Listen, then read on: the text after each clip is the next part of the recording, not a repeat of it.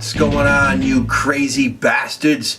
You're back here with Rob Kimball on the Sons of Wrestling for a WWE SmackDown review. Now guys, I know the review is late, but Friday morning my girlfriend went into labor and we had my third child. So, my third child was born that morning, and guess what? We watched SmackDown together. Pretty cool. So I'm starting a stable to take over some company when they're all old enough. Got it? Watch out for the Kimballs. So, on to the show, guys.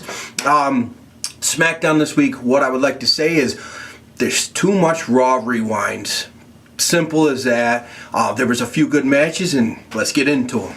Usos versus Rybaxel. Now, I thought Rybaxel was being teased to go into some breakup mode here, which they should, because they're growing stale, and all commentary did was put Rybaxel over and how great they are and what they've done and this and that, and holy shit, I can't believe how good they are into this tag division that's turning it up. Yes, the tag division is getting better, but Rybaxel is not any better than they were 6 months ago, and they have become very stale.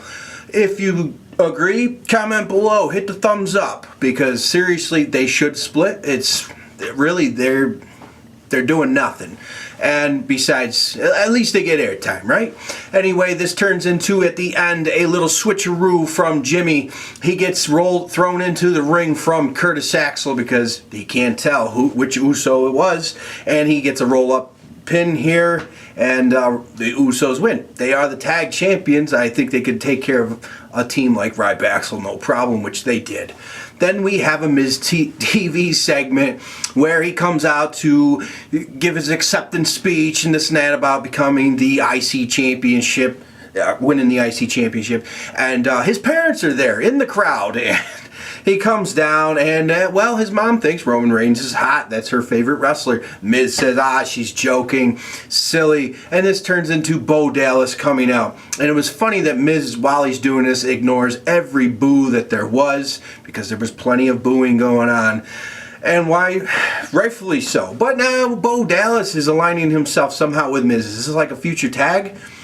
I don't know, but they don't belong in tags, these guys. They are their own, they have their own little characters going on, but they're on the same page for some reason, and Dolph Ziggler comes out, and he tells them they are perfect together because they're so full of crap, and a couple other good things. But other than that, this leads into a Bo Dallas match with Dolph Ziggler, and the frustrating thing here is you knew he was going to continue on the Bo streak, and we do get a distraction from Miz, and Ziggler takes his eye off the ball here, roll up pin, 17 in Bo or some shit.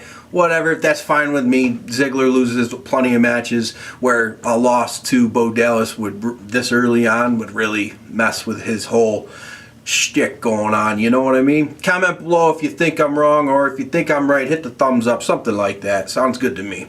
Then we have Roman Reigns backstage. Pretty much he thinks he's a wanted man. It's him against everyone, he's saying, really, and he's preparing for Del Rio tonight, and I can't wait for that match.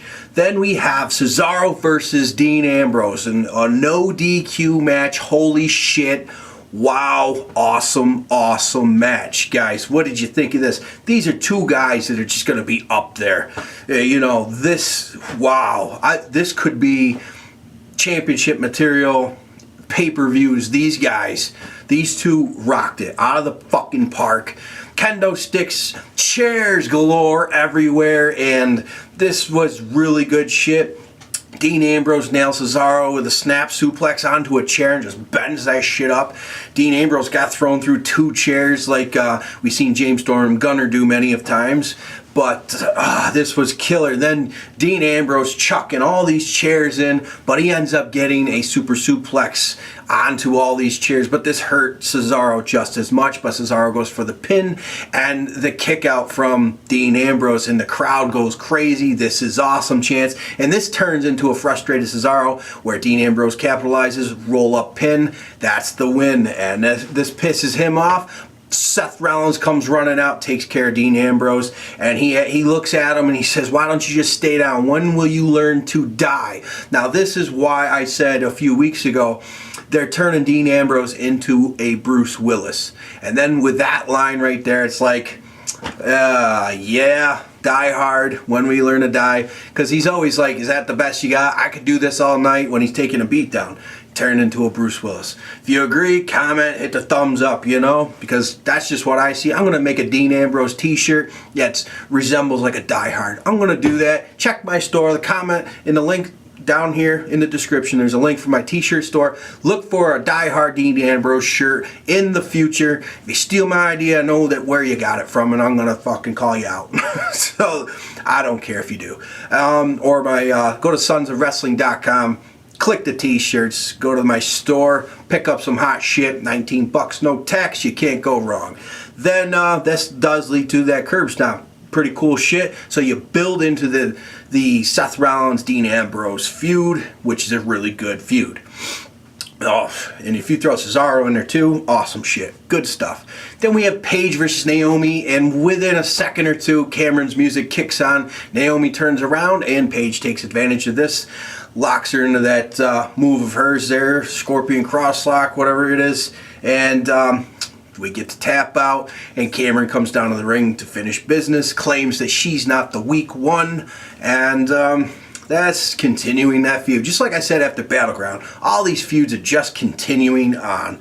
And then we have a goofy backstage segment with Goldust and Stardust, which I'm totally fine with because it fits the characters. Definitely Goldust and Stardust is fine in his way. Cody Rhodes is doing decent with what he has right now. I like it. What do you guys think of the tag? When are we going to actually see them wrestle a little more? It's been a little while, right? So I can't wait to see them in the hunt for maybe the tag championships, or even if not, but you would say that they're gold bound, and it would be awesome if they were eventually down the road to win the tag belts back, turn them gold. What do you guys think? Turn the tag belts gold? Thumbs up, guys. Get rid of that bronze shit, which I don't mind the bronze look. The Spartan look looks pretty cool, but everybody wants gold, so who best to do it? The Dust Busters, or whatever the hell you want to call them? Yeah, those guys could do it. It'd be awesome if they had a little segment backstage and Cody Rhodes has the belts lined up and he blows the dust all over them. They instantly turn gold. Hell yeah, guys. Tell me what you think about that. And then we have Bray Wyatt versus R-Truth in a quick squash match. Sister Abigail taking out R-Truth. Bray Wyatt looking strong as usual. And I can't wait till Bray Wyatt comes back into the picture. But man, Bray Wyatt's a beast. I like the guy a lot. And I just seen a interview that he did, and this whole Bray Wyatt character pretty much all came from him. That's really cool. So you guys know that some people backstage are really busting their ass developing their characters. It's not just given to them from a creative team or a writer. So that's really cool shit. And same thing with his promos. He comes up with all this shit like on his own. That's really, really cool. And you don't get that often anymore because most people are given scripts. But that's why his shit jumps off the screen and real, because it doesn't seem like he's reading or memorizing anything. He just comes up with this shit. Really cool shit. Moving on to some more cool shit. Roman Reigns versus Del Rio. Now, I really like this match, and what this was, I'm going to put over Del Rio in this match because I'm not a big Del Rio fan, but Del Rio taught Roman Reigns some stuff on here on how to sell. He was just teaching him this whole match. You could see Del Rio busted his ass in this match, making Roman Reigns, you know, he looked very vulnerable in this for the first time. Usually he comes out, kicks ass, does all his good shit, barely ever looks like he's going to be defeated. But here, Del Rio actually looked like, you know what, he could actually pick up the victory because he was throwing Roman Reigns around pretty goddamn good. And this just was like a teaching lesson. This was the total seminar here that Del Rio was giving Roman Reigns, and that's good shit. That's what young guys need. And Del Rio, I put him over for this, man, because he did a really good job. He did his job, and he actually, in the end here, Roman Reigns does, after looking weak this whole time, he does get the apron kick there, and then he gets Superman punch and then the spear for the victory. But Del Rio looked really good this whole match. Comment below, what did you think about Del Rio and Roman Reigns? Really good match, but Roman Reigns picks up the victory. That's totally fine. And I really liked how Del Rio looked like he had control of 75% of this match, but then Roman Reigns came back. Now this is sort of like a John Cena though, where he looks weak for a while and then he's indestructible, but this was only an indestructible for the last 45 seconds of the match. So pretty cool shit. I liked it. SmackDown was okay. Like I said, Ambrose, Cesaro stole the show.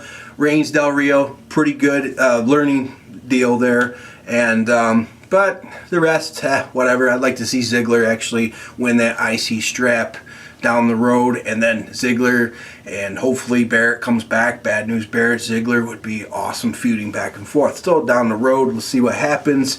And guys, comment below, hit the thumbs up. I know it's 2 days late, but I just got back from the hospital. My third son was just born. Pretty cool shit.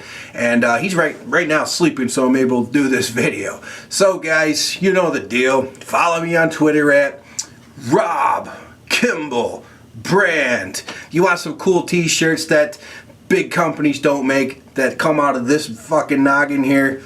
Just click down in the description. My t-shirt store's there, or go to sonsofwrestling.com.